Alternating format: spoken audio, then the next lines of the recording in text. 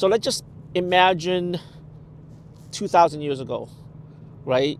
And what's more than likely if you have 1,000 females and 1,000 men? What's more than likely, which group more than likely will venture out of their tribe if the tribe is starving? Which group will travel extra 100 miles to look for food, right? And so what happened is men build civilization. But once there's a moment, once there is contentment, once there's enough food, then men tend to we tend to like scale back. We tend to like, don't manage as well. We tend to like look for new ventures, new opportunities.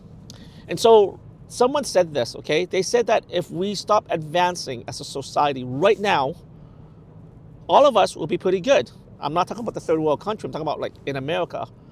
Like if you're hungry and you have a good stable job, you can just go to Walmart, go to Dollar Tree, go to Dollar General and just buy something, right?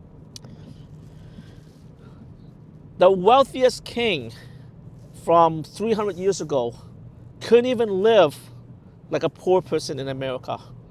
Air conditioned, getting in a car, elevator, probably almost all the disease that was 300 years ago that will kill you are no longer around. Microwave, etc. So what happened is there's an echo chamber going on. I'm going to segue a little bit. If you want to exploit an organization, a corporation, a movement, you look for the people surrounding the leader. A lot of times we want people who think like us, who move like us. And if you're very insecure, your entry, you bring people in that will be your echo chamber, right? And what happened is you feel very comfortable. And if you are a strategist, you see if there's any fringe element or if there's any independent thinker in the organization. Because if they don't, in a very small window, small period of time, that organization, that corporation will collapse. And it will collapse just like that. It will collapse very quickly. All right? Look at Kmart. Look at Sears, okay? These are Kodak. These are big, big organizations, right? And they had opportunities to innovate, and they couldn't innovate because they are so caught up by the gatekeepers, okay? When you apply for a job, a lot of times the manager doesn't even look at the resume. HR or the secretary look at the resume, right? And HR or the secretary may not have a very good understanding of what is required from that job, especially if the job is very scientific, if the job is very high level thinking, etc. Right? So I'll give you an example. Prior to getting this job, which pays really well, I went to like a lot of job interview. And some of the questions and some of the stuff that people asked me to do was so stupid. And on top of that, I knew it was ridiculous. I mean, I was getting getting interviewed by people who had no clue what I was talking about. They were looking at my portfolio, my design, and they couldn't ask one question about my design or my thought process.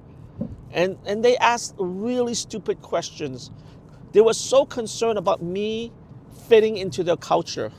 And I look at their culture and it was just all the same people, right? So I'm not saying you to hire someone who does not work well in the corporation, or someone that's mean, or someone that's not enthusiastic, or someone that is hard to work with. I'm not talking about those. I'm talking about someone who just an independent thinker, okay? And it's very hard to find independent thinker. A lot of us want validation. We want validation. We want to feel good. We want other people to say we're on the right path. We're on the right track, right? And it takes a very secure person to keep on forging forward. And if you look at the Democratic Party, not just Democrat, but just a lot of political group, watch what they say about themselves, about the middle, the group that's in between, and the opponent. Okay? Watch the interview.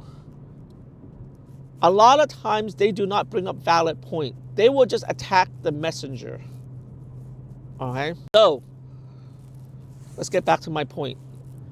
If you want to build a strong organization, if you want to build a cutting edge business, let's just say your business have 100 employees, make sure you have at least 10% of your employees who are forward thinker. Don't worry if they don't fit into company's culture. Okay, there's an overemphasis on company's culture. If you look at people who innovate, they were loners. They didn't have a lot of friends. They were outcasts. They were doing things on their own. Okay?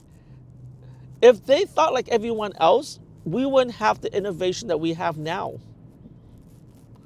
So you want that fringe element, and you want that fringe element, and you want to support it. At the same time, you want to give them a little bit of leeway. They may not fit in the corporate culture or the culture of your company because maybe they're so preoccupied thinking ahead